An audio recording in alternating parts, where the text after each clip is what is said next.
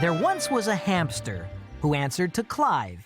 But he, to be honest, of all creatures alive, wasn't the nicest or sweetest of fellas. In fact, he was mean and terribly jealous.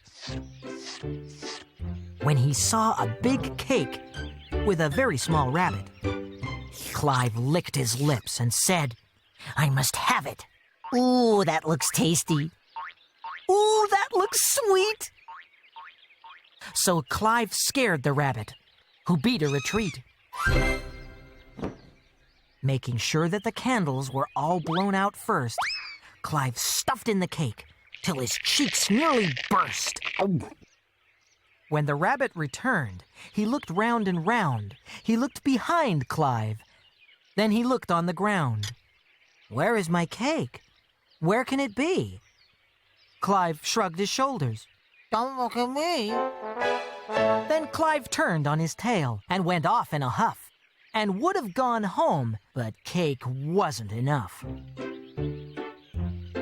For then he saw Doris choosing hats at a stall, all shapes and all sizes, tall, short, big, and small. Ooh, they look tasty.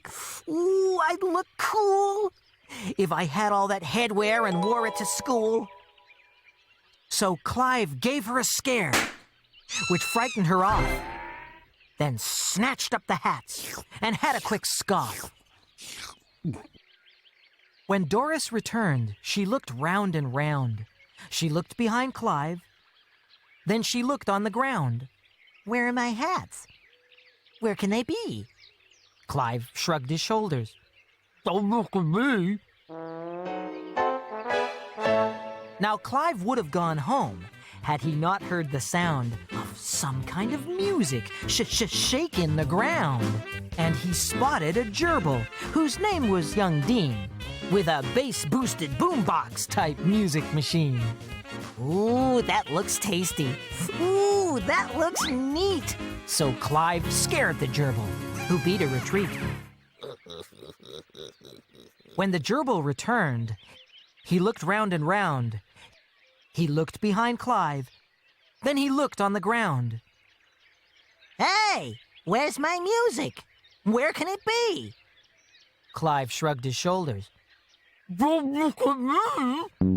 The music machine then played the next song, and its beat was so bumpy Clive's head thumped along. "Help me!" squeaked Clive, but the sound was too loud.